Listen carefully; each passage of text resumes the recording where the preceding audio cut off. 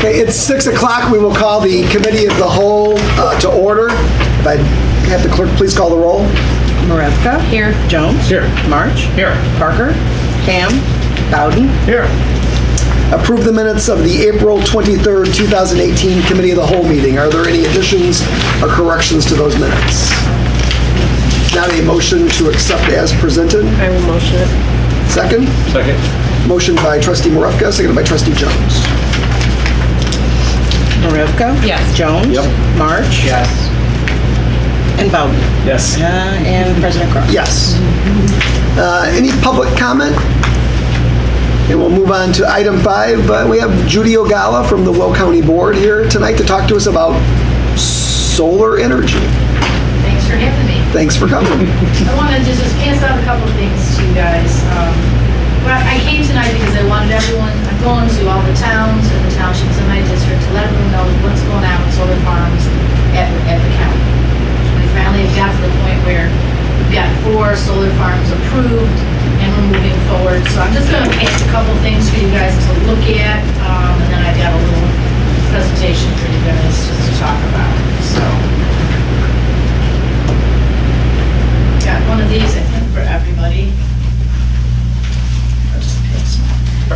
So this is like the presentation that I'm going to give. You want to just take one and pass it around.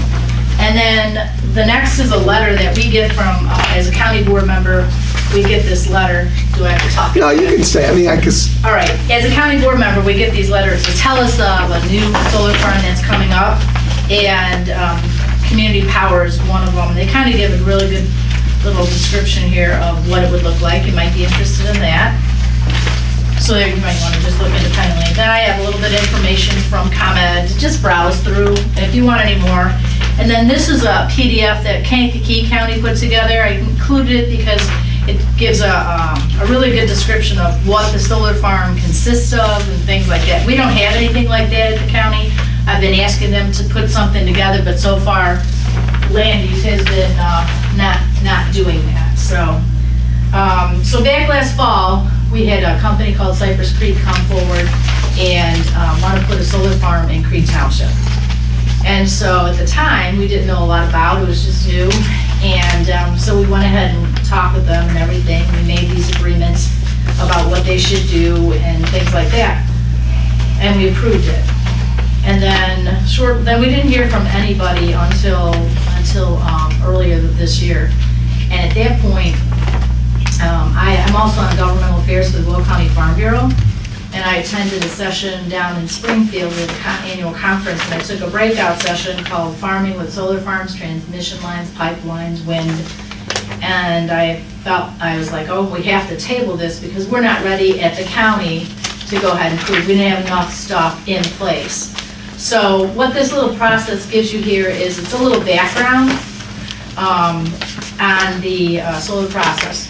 And so in 2016, the Future Energy Jobs Act, or it's called FEJA, was passed through state of Illinois and requires Illinois utilities to get 25% of their retail power from renewable sources like wind and solar by 2025.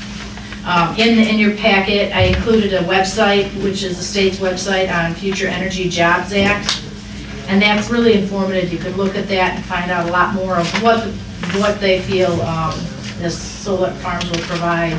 The purpose of FEJA is to strengthen the Illinois economy by taking important steps towards our state's clean energy future and preserving competitive rates.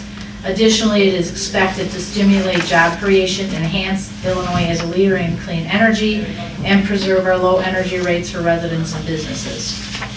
Next, you'll find that there have been 3 companies that have come so far. Cypress Creek, which was the first one that's come before us and that was approved in Washington Township. The next one is Borrego Solar. We just approved 3 solar farms last month for them. And Community Power is the new one. One thing I did find is that these are the larger corporations, and sometimes a smaller one, an LLC, comes in and takes over. So last month at the meeting, there was a man named Jonathan, his last name from Soltage Energy, and they end up taking over these Borrego farms. So just because we approve one for some company doesn't mean it might not change. So anyway, I put together information about, there was a great Tribune article that you can find information on. And you'll find that the solar farms in our area are considered like community solar farms, so they're only 2 megawatts versus the larger ones, which could be 10 or plus megawatts. They typically are about 20 acres, could be more, could be a little bit less. I've heard that it takes approximately 5 acres to generate 1 megawatt of solar energy. So why they're taking more, I guess they might want to increase, or the size of the solar panels that they're using would also depend upon the type of solar panels, the amount of land that they need. So anyway, then I did provide you with that Kankakee thing, which gives you a great little document. That's also PDF, and the link is in there. So what happens is a solar company first comes forward, seeks out a landowner. I found that many of the landowners might be absentee landowners, or they're a landowner that isn't actually a farmer, just somebody who happened to purchase the land. There's one in Money Township where the new owner purchased it on the same day they signed with the solar company. So first they get this solar agreement with the landowner. Then the landowner has a benefit in the sense that right now you get 150, say to 250 an acre from a tenant farmer, and here you can get 800 to 1,200 an acre from the solar company. So it's a benefit to the person who's not farming their own land to do something like this. After the solar company has that, it comes to Will County Land Use for a special use permit to build a solar farm. Sometimes they call them solar gardens. Our land use department works with the solar companies to make sure they have all the documentation they need together to move forward. Then they go to our Will County Planning and Zoning Commission, which is an appointed board, and they recommend or deny going forward with a special use permit. Once the Will County PZZ has heard the request for a special use permit, it moves to the full county land use committee. I've written down on your paper all the land use members. The chair is Tom Weigel. I'm the vice chair. And we also have members Steve Balich, Debbie Militello, Denise Winfrey, Lori Summers, and Mark Ferry. So originally we had gone ahead and allowed Cypress Creek to move forward. And then after that, we learned so much more, and I learned so much with the Will County Farm Bureau, that I realized that we really should have an ag impact mitigation agreement, which is called an AMA for short, and also decommissioning statement. So if they no longer produce energy, they have to take all these solar panels and all the copper wiring and everything off the property. So there's all those restrictions come into place. So what we did was we sat and worked closely with someone we use at the Forest Reserve for land management on our farm properties. And what we did was we made sure that they have to have a 7-foot fence. There won't be any barbed wire on top. We didn't think that was appropriate. There will be no lighting or anything like that. Some of the fire districts had requested a Knox box so they could get in. So that's something I'm talking to all fire departments, because all of them should be requesting the ability to get in. And they monitor this from afar. So to make sure that the land underneath remains in good condition, there's a small list of possible choices they can choose for plantings on the property. And that they will have to maintain them several times a year, but it wouldn't be like you won't have a bunch of weeds or anything. So we worked together, and what happened was we were ready to move forward on some of these solar farms, but the state of Illinois had not yet passed any kind of state legislation regarding it. So that made it very difficult for us. So working with the Will County Farm Bureau, Mark Schneiderwin is a great resource for me. And what happened was the Land Use Department then ended up adopting the draft state legislation that the Illinois Farm Bureau put forward, hoping to get passed for the ag mitigation agreement and decommissioning. And we took that and tweaked it to make it suitable for what we felt was appropriate in Will County. And what the ag mitigation agreement mostly does is to make sure that the drainage is not impacted. So you can imagine if a solar farm comes in and they do these panels that are so wide and they plunk them just like your chairs are around the room, you're obviously going to hit some drain tiles. So what they'd have to do is a complete drain tile study, and then also replace the drainage so that the water flows from from somewhere into the land and then out, so somebody is not blocked with a bunch of water on their property. In addition to this, we've also got the solar companies to agree to 2 more conditions. One is to have a site development, before site development or a building permit application, they have to have a pre-construction meeting. So at the pre-construction meeting, we would have members of the Will County staff, elected officials, and Will County Farm Bureau, and any other parties deemed important to come. So such as your local police and your local fire, township, and village members. So that way everybody can answer the questions that are going to be happening, because your residents are going to have questions. Oh, I was going here, what's going to happen? And especially for the rural areas, the townships, and our sheriff's department and everything, they need to know what vehicles are coming through, because we know living out in the country, you often get a lot of robberies. And so we don't want just anybody to come in and out during this time. So everyone will have pre-construction meeting, they'll know who's coming on the property, who the subcontractors are, when they'll arrive and when they leave. So that way we felt it was more appropriate for the safety of all the residents. In addition to that, we require them to hire an ag specialist that would be part of the construction and development team. We did that when the pipelines came through, Enbridge and those, and found it very beneficial, because they would sometimes want to get on and do some work when it was too muddy, the conditions were muddy, so the ag specialist can stop that process from happening. That way it further helps the soil to be maintained, because these leases start out at 15 and they can go to 40 years. So it's a long-term lease, and we want to make sure that afterwards, solar technology in our lifetime has changed so much. So how much will it change in the next 15, 20, 40 years? So we don't know what that'll be. So we want to make sure that the land could be returned back to farming, should somebody still want to farm it after that. Another thing that's happening is finally Senate Bill 46 got passed, and that is for the assessment of the property. And so solar farm will be assessed at $218,000 per megawatt. So you can see how a solar company coming into, say, Peotone Township, which right now there isn't one in Peotone that I know of, but it can generate quite a few additional tax dollars, which hopefully would be a benefit to the area. And then I have another thing that was very interesting to me was, well, what is ComEd's part in this? We were under the fallacy that there was only a certain amount of solar farms that could be built in an area, because the infrastructure from ComEd could only take so much. Well, ComEd came and spoke before the Beecher board on June 11th, and I attended that. Lisa Preddy and Dan Gable, who have the contact information in your packet, should you guys want to have them come out. But I put together all my notes from that day, and they talked about the driving factor being the FEJA, which is Future Energy Jobs Act, that is pushing this forward. They also said that right to date, ComEd has 450 projects in their interconnection queue. So that means 450 different solar farms, solar companies have contacted them. And they go through an engineering study and other considerations they're taken into place. It can take about a year for that to happen before they can be considered to connect to ComEd. So the solar company has to have a special use permit with the county and an interconnection agreement with ComEd before they can get into what's called as a lottery. So they go into this lottery. I've been told it's random. I don't know if it's truly random or not. We'll see.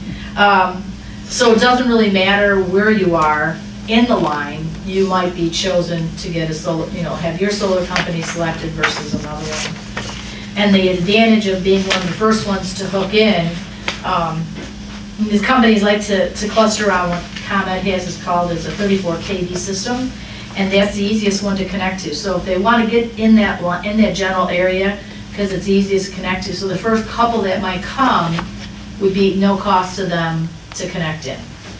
After that, then there would be a cost, that would be another substation, other infrastructure would have to be built, and that would be all on the cost of the solar company. So that's why they're so eager to come forward, and everybody's rushing in at this time. They also are looking at facilities like Amazon to put solar panels on top. We have IKEA. out in Joliet that has solar panels. Of course, there was a fire out there, but hopefully that won't happen again. And then, like I said, the misconception was that there never could be too much density. Because ComEd said, well, that's not true, because we can always increase the amount of energy that can be taken in. So what I've been telling everyone is when they're approached by a solar company, and you as a board need to make a decision as to whether you approve it, because they will come to the village as well, you need to look at what is the density. First off, would Peotone Township be wanting to have, have solar farms here? It's a conversation to have with the township, yes or no. Of course, we have the Iliana plan, so I don't know if there's not a lot of land left, so they may not want to come into that area. But they are going into the second phase of the airport, so they are looking at that property. So you need to look at that as a whole and decide what the density is. Some townships in Illinois have said we do not want to have solar, we don't care, we're not interested in it. Others, I said, like I said, I suggest you talk about the density you might want to have, because I don't want to make that decision at the county level. I think it should be made locally, because everyone in your constituents here, constituents in the township, are the ones that are going to live with it. So I think that's what should happen. So anyway, all that information is in here. We had 3 other cases, solar farms, one for Manhattan, one for Monee Township, and one for Washington Township, to come forward. Last month we ended up tabling it because the state legislation passed, and we want to make sure that what we have is appropriate to match the state legislation, and if not, then we want to make sure we update that information. So I'm happy to answer any questions. Is there any drawback? Any drawback? Well, a lot of times the residents are not interested in having a solar farm. One of the guys who was in the Monee Township area, where this is at Offner and Route 50, so it's just south of Raccoon Grove there. The residents there don't think it's an appropriate location because of the animals and things like that. So that's one drawback. I guess the other drawback is, and it's just the worry that it gets created because so many solar farms are being proposed, but not all of them will be selected. So this lottery would take place in January. And then they expected there'll be 2 more appropriations coming out for more energy credits. We all have that on our tax bill. If you look on there, you see there's like energy credit, and that has to do with the Clean Energy Act and everything like that. With the dirty energy companies have to help pay for clean energy. So those are drawbacks. People don't want to look at it. It's not supposed to be loud. I do like what the Community Power has proposed. Their fencing is more like a country fencing, they call it. So it has wood posts rather than metal posts, and so it looks a lot more friendly. We do require them to do landscaping, whatever the township requires. We make them do landscaping in the area. That all is determined on the location of the property and what surrounds it. So as far as I know, I mean, it's a good way to create another energy source, and it's supposed to hopefully reduce rates. The benefit is we should get more tax dollars here. The disbenefit, I suppose, would be is if it doesn't move, if it doesn't pan out. But there's solar energy all over California and the East Coast. They have them, and they've been doing this for like 30 years, this company. This is the first time it's come to Illinois. Are there any radio interference issues or anything like that? No, nothing like that. And people were thinking that they'd get a glare. Well, the type of solar panels that they use here, there's no glare. Some people thought birds would fry from the heat that would be expelled from them, but none of that would happen. So there aren't any of those kind of issues. I think it's like 65 decibels is if you're standing near it, and they usually try and put the transfer station in the middle of the property, so it's not right next to a neighbor or anything like that. But again, most of it is going into the rural areas, and a lot of times there isn't a neighbor within so many feet. So. Have you got your requirements that you guys developed? Are you requiring setbacks or anything? Sure, all the regular setbacks have to be followed, right. Okay, and then what about visual requirements? You said landscaping. Landscaping, yeah. So, and then sometimes in the front of the property or on the side of the property, people want to have screening, so they'll put in bushes or evergreens, things like that. Mm-hmm. So something like that might happen. Sorry, it's kind of dry in here. So the companies that own these, are they like public utilities or are they just, They're all solar companies. okay. So Are they produce regulated energy. at all or are they just freewheeling and, They're all coming to Illinois from other places, like I said, California and Virginia. Mhm. So, and then they sell into ComEd's, I'm sorry, yes. they sell into ComEd's system? So with developments that apply to county for different things, if it's within 1.5 miles of a community, we've always been notified, or the community has always been notified. Would they be notified of Yes. this, so if they had objections? We do. We've had that as one of the requirements, is that, because it's in the unincorporated area, but if it is within your 1.5 miles, they have to let you guys know. Mm-hmm. Yes. So we have an opportunity to speak. Like I said, I was at the Village of Beecher in June, because they have a couple on Indian Avenue that's doing that, and so then they got to have a say. So they did go ahead and prove it. And their permit is good for a year. ComEd's permit is good for a year. Will County has a permit that's good for a year, and then we have another 2 extensions that they can get at 180 days each. Recently, so when this first started at the county, nobody was really having much to say about it. Because I'm on the Farm Bureau, I always had a lot of interest in it, you know what I mean? Because it's going on in ag land. And as we've gone, thank you very much, sorry. That's fine. A lot of talking. But because it's going on ag land, I felt there should be certain safeguards in place so that I just don't trust any company to come in and be kind to our residents. The company is there to make money, in my opinion. And therefore, and that's their job. Their job is to get in and get as much for their company to make as much profit as possible. My job is to represent my constituents. These guys in the back room know that from Aqua when they came through. So Jim was smiling there. So my job is to make sure as many safeguards as I am aware of can be in place so that we can ensure the landowner whose property it's on, as well as the surrounding landowners, are protected to the best of their ability. So in the beginning, nobody at the county board had much to say.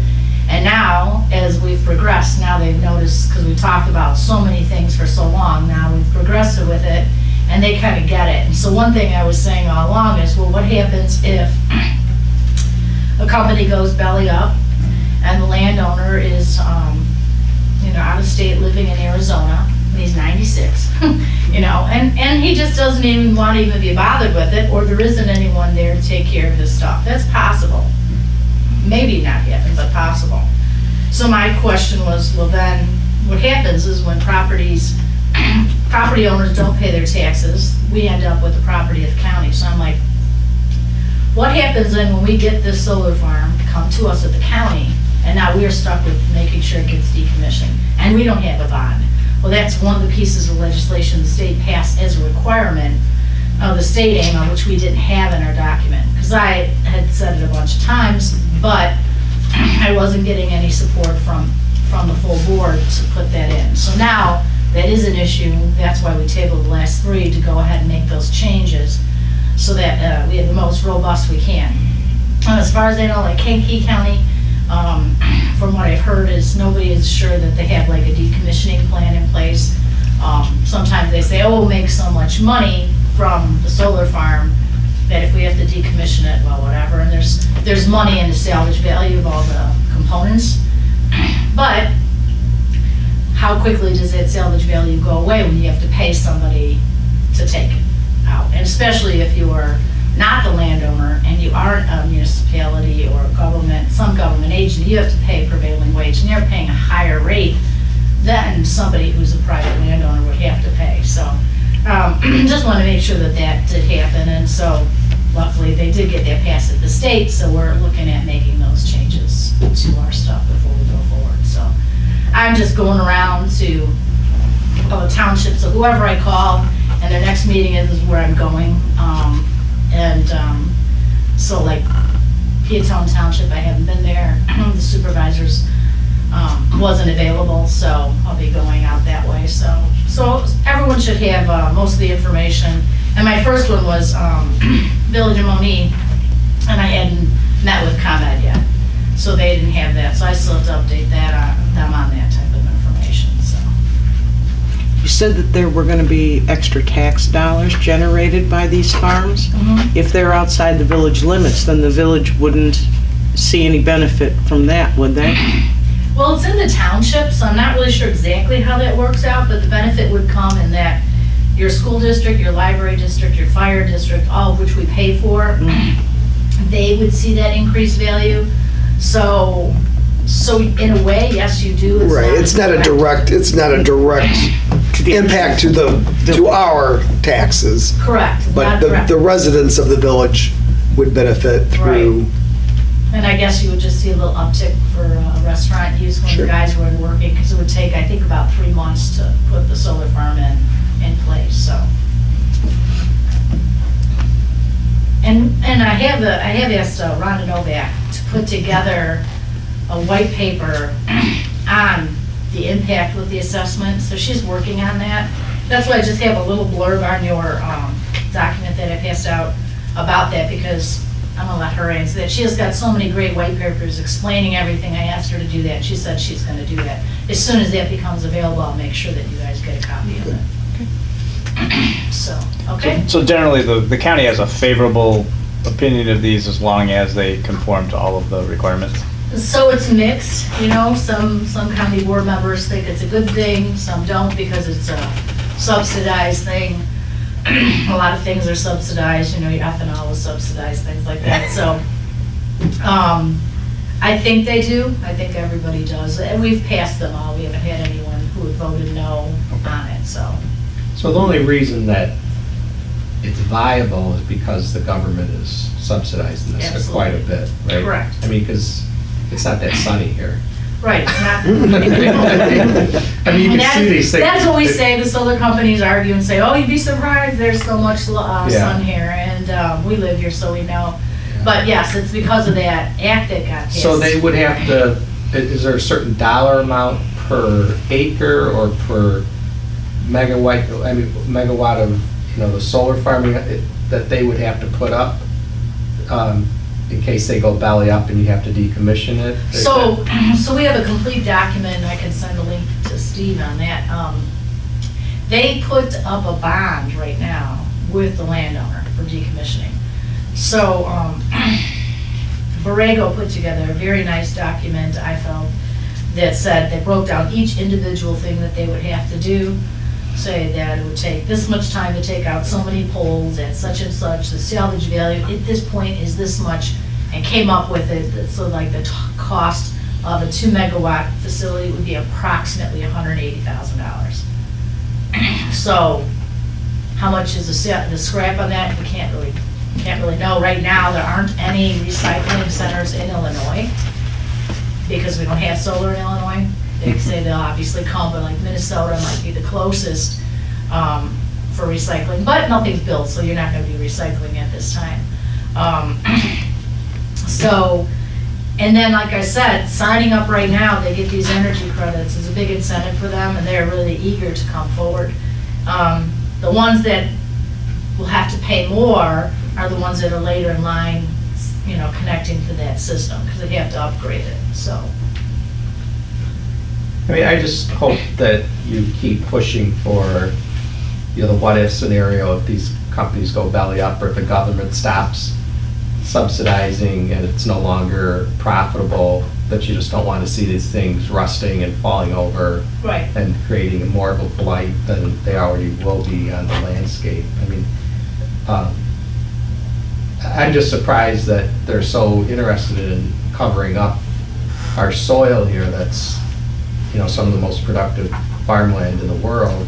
Absolutely, you know. So it's just kind of weird. And so I just hope that that you push for making sure that if things go wrong, that, you know, it can be put back to the way it was before.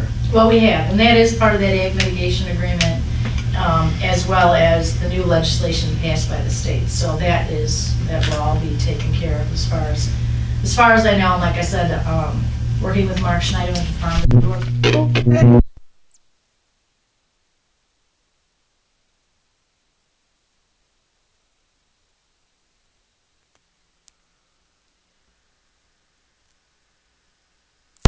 for. She did that on purpose. Yeah. Or something. Right? Yeah, financial powers. But anyway, we are pushing forward. I have pushed all along. When it first came up and Cypress Creek was was the first one to come forward, I was in Springfield at a government affairs conference. We have an annual conference with all these breakout sessions, which is where I was at. And we just had land use on Tuesday, and I told the company I was probably going to table it. I asked to table it because they hadn't presented enough information. Then they reminded me that they had been part of this presentation that they had given. So I was like, all right. So went down to governmental affairs Tuesday night, was in this session on Wednesday, and then I pulled Mark Schneider out and said, hey Mark, we've got to table these for tomorrow. I called my caucus, and I knew that my caucus would support me. My caucus is the super majority, so we don't need a vote from the other side. And they went forward to table it the next day. The other side of the aisle was not happy because they're very solar farm friendly. Not that we aren't solar farm friendly, but we want to make sure that if we're doing it the right way, and we have these protections in place. So the one farm that got passed is the Cypress Creek in Creek Township that didn't have a lot of these restrictions on it. Hopefully they're not one of the ones that get drawn out of the hat to be selected for the lottery. They missed the first lottery that they were trying to get in at that time. And like I said, the next one is not until January. There were others who were like, oh, well, you know, Judy O'Gale is down in Springfield finding us out, we need to table it.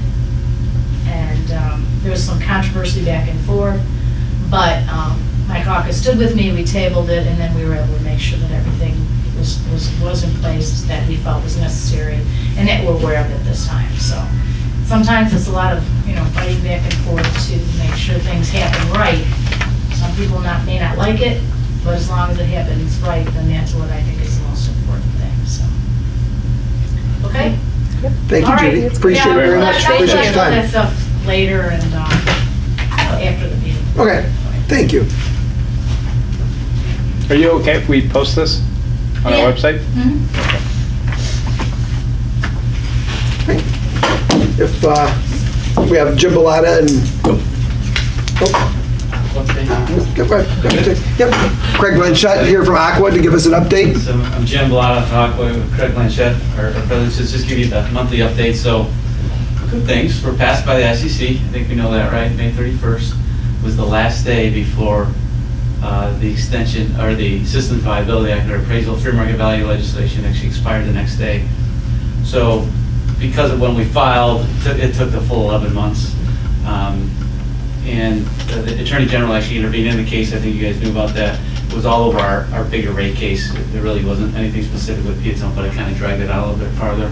So we're in the appeal period right now. So a 30-day appeal period. Anybody could appeal it. Judy could appeal it. Anybody can.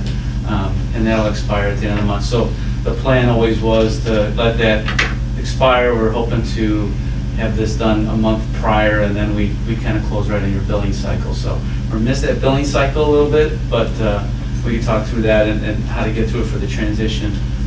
But it's all well, it's all good. Everything's passed. It's the Attorney General hasn't popped her head in months, so I don't foresee any issue at all going on.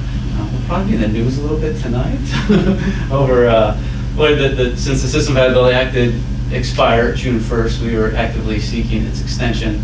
We're successful in the House and the Senate overwhelmingly, but we have a couple people that are against it, not understanding the bill is very complicated, and so they did a press conference today and saying it's a bad thing, Governor, don't sign the bill because it's on the governor's desk.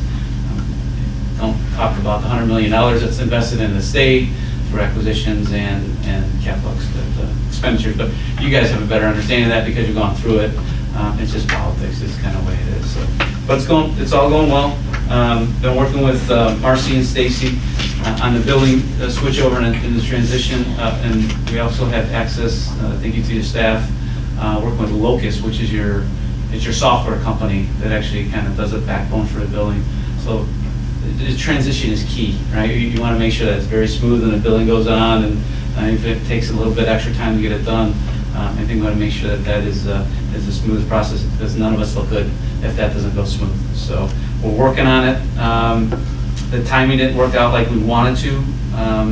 So what I was going to ask today, you guys, is just bring it up to your attention that maybe something to consider is actually potentially pushing closing to your billing cycle. That was the ultimate goal from day one, but because of some of the intervention with the AG and the timing of the ICC, as you guys do them quarterly, you usually read, like your last read was like mid-June. So I think like the second week in June, right in there. And Garrett says it takes them a few days to get it done, and then you kind of bill it out for the end of the month from there. So the next cycle would be September, beginning first couple weeks in September. One nice thing about that is if it's done on that transition day for you guys, because you're also billing the garbage, it keeps it a nice smooth garbage.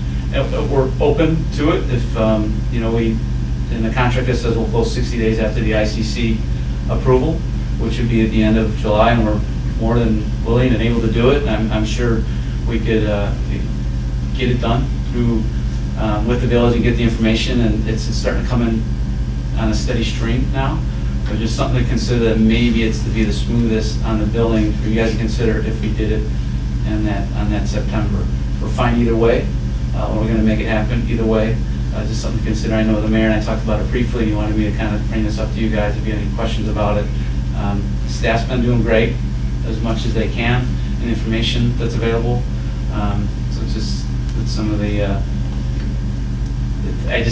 We think it's always been easier to transition on the monthly, on the billing cycle. You're a little unique because you bill quarterly. Normally, the communities we purchase are billing monthly, so we have every 30 days to consider that. So something to talk about. And if we do it, you guys decide to do it, we're going to try to need to answer relatively quickly. And then if we do it, we'll just get an extension. Just says that we'll close by a certain date. So in the meantime, you keep the revenues, keep everything. You're going to get the summer billings, which are generally higher usage than the winter. Hopefully there's no main breaks, because those seem to happen in the winter, but something to consider on that. So a couple other things is our pipeline. The village did send out, your Robinson Engineering sent out notices to property owners. So we had one contact us since then. If we don't hear back from several of the other ones by the end of next week, we'll start reaching back out to them. Depending on the route we go, there's four parcel owners, I think, to the south, on the south side of the road. If we go to the north side of the road, I think there's 7. Very small amount. So we're confident we'll work it out with them. But thank you for your cooperation and the ability to work with us, and it's moving along. So we're excited about that. Water is, still the award-winning. It's award-winning, right? The best tasting water in the state. So Trustee Bowden, he knows about that. He gets to experience it at work a little bit now. So Michael Mars has been working with Chris Beja. Chris Beja is our attorney. Michael's obviously yours. They're getting a lot of the legal aspect of this geared up, the easements and things like that. So we're on track. It's moving forward very nicely. We say everybody's cooperating really well. So it's kind of about it on the closing aspect of it. And if there's any questions on that, we'll take them. And one thing we want to bring to you tonight is July 2nd is actually, we're going to be closing on Village Mantino sewer system. We owned this, we bought the water system back in 2006, 2007. So in light of that, some people might see the press release and say, hey, you paid $25 million for Mantino's, you're giving us $12.3 million. What is the difference? How come we didn't get $25 million? Well, we went through and analyzed it by the numbers. Every deal's different, right? Appraisal values, rates, everything's a little bit different. But I wanted to share this with you, and Craig, if you want to even walk through it, I think you do a good job. It explains the numbers. So if you're asked, it understands what it's all about. There you go. So, Joe and I put this together because we think, these are neighboring communities, really close. We heard there's some question about the transaction and so forth. So we said, let's pull some numbers together and compare it to show that they're comparable and in some cases even more favorable, right, in Peotone and there, Mantino. But so I first want to say that we do a lot of these transactions, and every transaction is unique. They're all different in different ways, and really, because of the legislation, it's really all dictated by appraisals. It's all done by the appraiser, right? And then in both cases, we were able to pay each community the full appraised value, right? And so as we go through these numbers, I want to keep that in mind. They're all a little bit different in that appraisals are really what dictate the process, not necessarily what a neighboring community would pay. So I'll start like on the left-hand side and kind of work down and go to the right-hand side. And so just to kind of compare, and if you're a comparer, I think you gotta do apples and apples. So I break it down by water and sewer for both communities so you can see the numbers. But really, if you're looking at selling water and wastewater utility and you're comparing it to other communities, you really have to look at the water and the wastewater, right, in its totality. And so Manteno is about 2.5 times the size of Peotone in relationship to customer base, right? And so one of the things that we often do is compare these transactions by what did it cost per customer, how much investment per customer, just so we can get some sort of level playing field. And so you can see there are about 7,600 customers total, and Peotone's right around 3,000. And the purchase price, you can see there, total purchase price between the acquisition of the water and wastewater assets, Manteno is about 29.5, and Peotone obviously is the 12.3. Again, that's not 2.5 times greater than Peotone, but they're pretty close, right? Now the bulk of it is in, obviously Manteno is in their wastewater system, a lot of it investment in their wastewater system. And it's all relative, it's relative to the appraisal, right? It's whatever the appraiser went in and viewed all the improvements that they did. And Peotone has also done nice improvements in their system as well. But that number is exactly the number that the appraiser supplied. So we want to like dig down into that a little bit. So if we stretch it out on a per customer basis, if you look at the cell below that, again, these are numbers that are based off of appraisal, except for the Manteno water one, which the last was before the appraisal was even an option, right? You can see there in the total column that per the transaction, Manteno's transactions total about $3,800 per customer, and Peotone's about $4,100 per customer. Both of the transactions, the appraised value yielded 2 times the book value, almost exactly. So in Peotone, your rate base or your book value is about $6 million, you get about 12. In Manteno, it was about $11.7 million, and they got, well, there's a little more than that, about 12, right? They got 25. Almost exactly the same complement, same premium over the book value. So that's purchase price alone, okay? But we don't look at just purchase price alone. I think we talked about that when we were moving through our process with the village and had our public meetings. A lot of it has to do with the investment we make after we acquire the system, okay? So if you look on the right-hand side, you see there the commitment. In Manteno, over a 10-year period, they committed $7.5 million into their sewer system, and this number of 1.35 is an estimate based on what we've done in the first 10 years of ownership of Manteno. So they're not apples and apples, but it's kind of like a little bit of a snapshot to show you what value would be. Again, it's $8.85 million. In Peotone, okay, we said before we had $12.3 million purchase price, but I think a lot of the value of this transaction is the commitment to bringing softened water to the village, and also some commitments to help encourage economic development by providing water and sewer to some key areas that you want to grow, right? And those total up to a pretty significant amount. In fact, over the first 5 years of ownership, Aqua's committed to investing $9 million in Peotone to get water here, softened water here, the ongoing capital that you need to run the system as it is, and then also to extend water and sewer to certain areas outside the village limits, current village limits, right? So then when you put both those together, that's the capital investment. If you put the purchase price and the capital investment together, you get to the second cell down on the right-hand side, okay?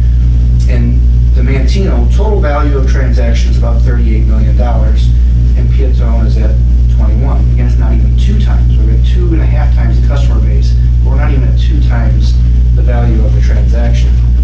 And you can see that below in the total investment per customer box. And I know I'm running through a lot of boxes here, but on the total investment per customer, you can see there that if you look at that, you add those 2 numbers together and divide it by the number of customers within the system, Manteno's at about $5,000 per connection for total value of the transaction, and Peotone's at $7,100.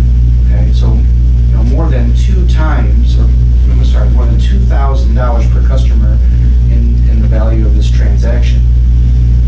Now, the other question I've heard come up is about rates. Okay, and so in Manteno, one of the things that we agreed to was to adopt their existing rate schedule for a minimum of 5 years.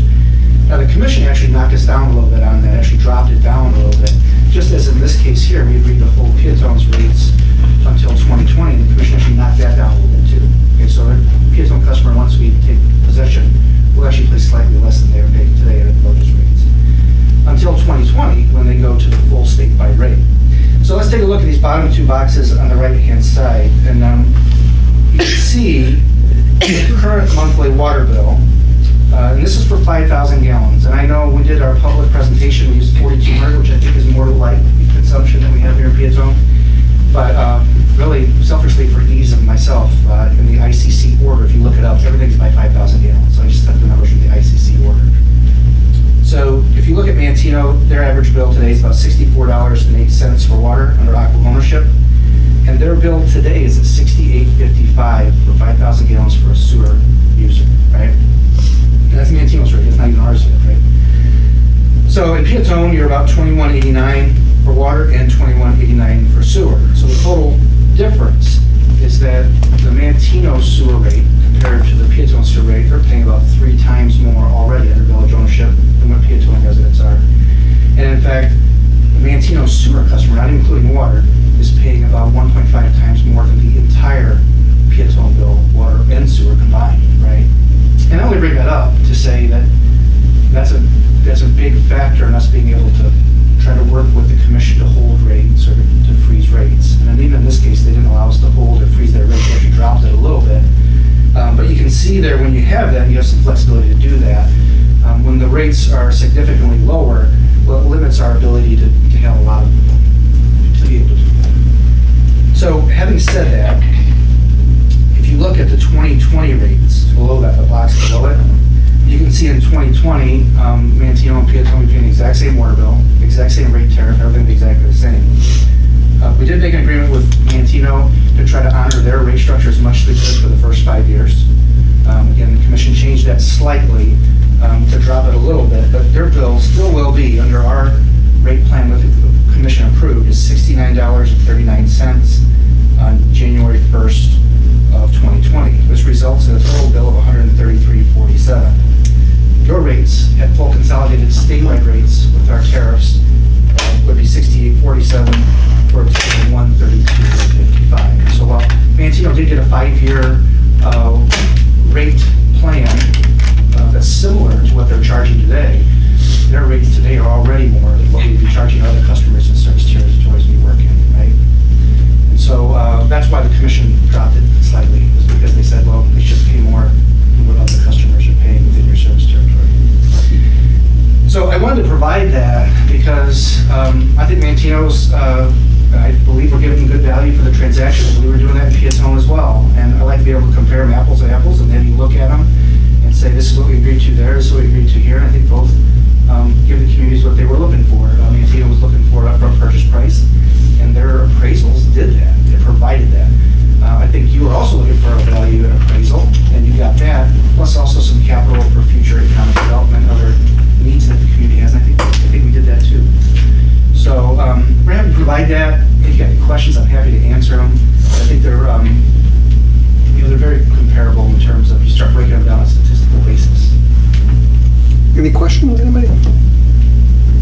I'm just curious about the extension to 57. I know we talked about that as soon as a business or a customer goes out there that you guys would start doing that. Correct. Is there a time limit on that? I mean, let's say we hit another recession tomorrow, everything goes haywire, nobody wants to build for another 10 years.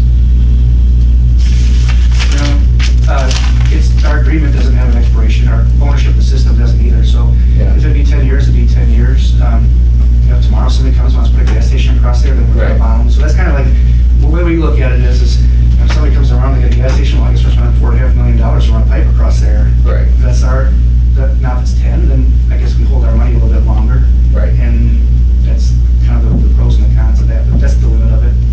There's no out, to my knowledge, in any agreement or anything like that. I'm sure costs to put the pipeline in will go out as well, but that's just the.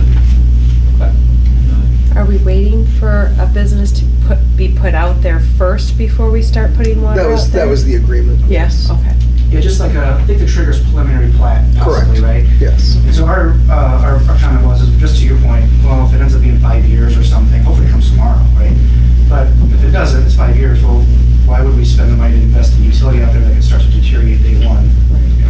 When we don't really need it. So we believe that if someone comes and get preliminary plat, by the time they make it through that, actually construction permits and you start, we'd be more than adequate to get across there. We are going to start to design it though, and have it ready to permit it so that if someone does come, we're ready to do it really quickly. How long does it take to do that? A design? Not a design, but to actually physically get it over there. Yeah, we talk like 6 months, like from the time that we get notified preliminary plat to get it over there. And I think that, that's the number our engineers used was about 6 months. Then the permitting takes longer than it does to actually put it in. Yeah, that's a short run, but it's basically a bore across there, boring, right? So not a big deal. And you guys have done a lot of that preliminary engineering for us, so we just took basically your study that you had and using it. You recently purchased Grant Park sewer system. It's at the commission for approval. How much did that sell for? Did you pay for that? 2.3 million.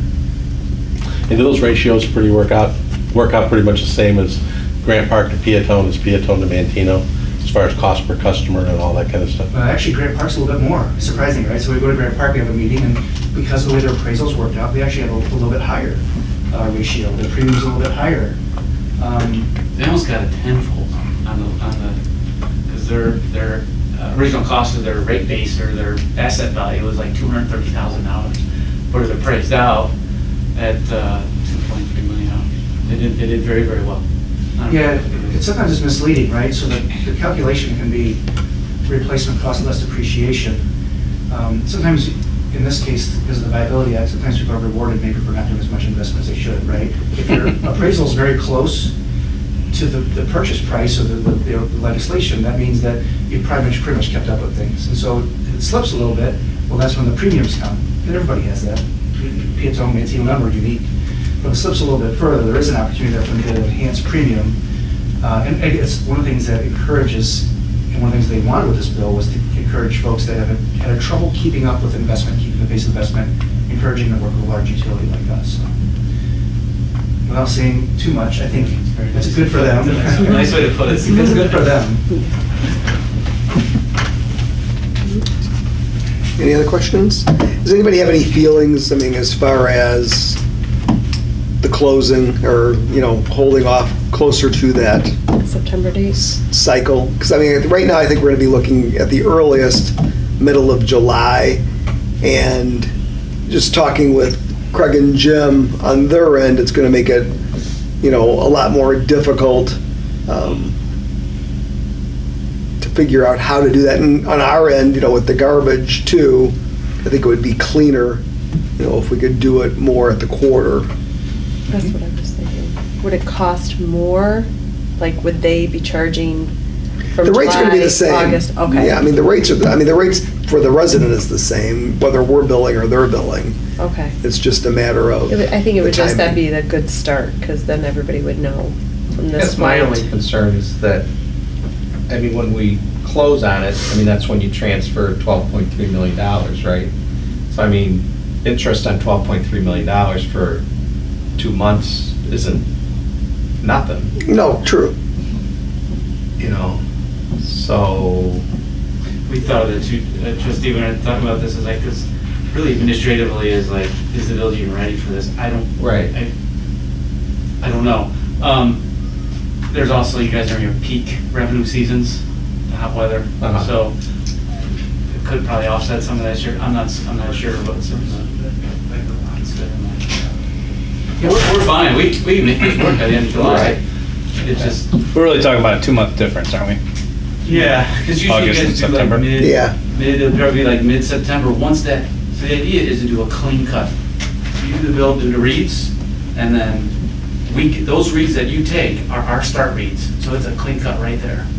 So you read them, it might take you 2 days to do it, and I take those, anything from that point forward is all yours, which is a full cycle for you guys, a full 3 month, people are used to. And then we start it out, we get a full 30 days from that period, so then we'll start on our cycle. So really, it's the smoothest way to do it I like for the residents. the downside for you guys is it's 60 days or so that less to have that money. The upside is smooth transition and the peak season for the revenue. So I don't know dollars wise, Dr. Marshall, if it washes. I really don't know what that is, but. From a communication standpoint, we did an acquisition like this back in 15, and we kind of did it midstream, and they had to do some extra communications to say, hey, you used to get like a bi-monthly bill from us. This one's going to be for 1 month. And then Aqua's going to send you one next month, but understand yours is only for 30 days, not 60 like it normally is. And they did all the extra communications and stuff like that, and that's fine. It was fine, there were no problems. But if you did it right on the quarter, there'd be no customer notifications other than ours that says, hey, we're your new water provider. From now on, you're going to start getting on a monthly basis. So Jim's right. We'll do it whenever it is that you desire, but that does seem like a little bit more seamless time frame. We'll think about it, and we'll talk about it. You know, What kind of a rate will we get on our investment of $12.5 million? I don't have an Have we exact ever number looked at for you. any? Yeah, no, actually I've had a sit-down conversation with Marcy, and we're going to get together with a couple different people here in the next few weeks to kind of start gathering that information. It'd be pretty easy to run those numbers and see Right. what the cost would be. I mean, even if it's 1% in a money market, that's just doing a quick, I mean, it's $10,000 a month, so it may be 20 grand. What did Mantino said they were going to get? Because they were through this too, because they were using theirs in a different way, their proceeds, right? And he wanted to have a certain amount that he generated every month off of the sale proceeds to fund, I think it was like 2.5%. Well, yeah, I'm sure for $12 million you can get. But he thought he could get more, but he was surprised at the limitations the state put on you. Right, you're limited to what you can invest in. The state knows how to spend money, so they Right. put restrictions on local folks to make sure you spend it the right way. But it's something to consider, that's all. Whatever you guys decide, we're fine with. It just, we just gotta really, if it's gonna be end of July, we all gotta kick it and really get geared up for it. Yeah, let us talk, and then let me talk to Marcy and Stacy, and kind of come to a decision, and I'll let you know by the end of this week. Perfect. And then if we decide to push it to September, then we'll just have to, because the contract says 60 days Right. afterwards, then we'll have Mike Lamar's work with Stacy do like a one-page extension or something like that, just so to cover everybody. Okay. I want to stress on this, if you have any questions about these numbers, any kind of question about any of the transaction, please call me. I give you my cell number, Mary, my cell number, and everybody's got it. Call me, and I'm happy to go through it, explain it, answer any questions you got. I really want the right information behind it. Sure. If good information is our friend. Absolutely. Thank you for bringing this in. Yeah, thank you guys. Appreciate it. Anything else for the committee of the whole? If not, a motion to adjourn the committee of the whole. I will motion it. Second? Motion by trustee Marevka, seconded by trustee Jones. Marevka? Yes. Jones? Yes. March? Yes. And out. Yes. Committee of the whole is adjourned. We will reconvene in just a couple minutes for the 2 minutes. regular village board meeting. Are you guys done looking at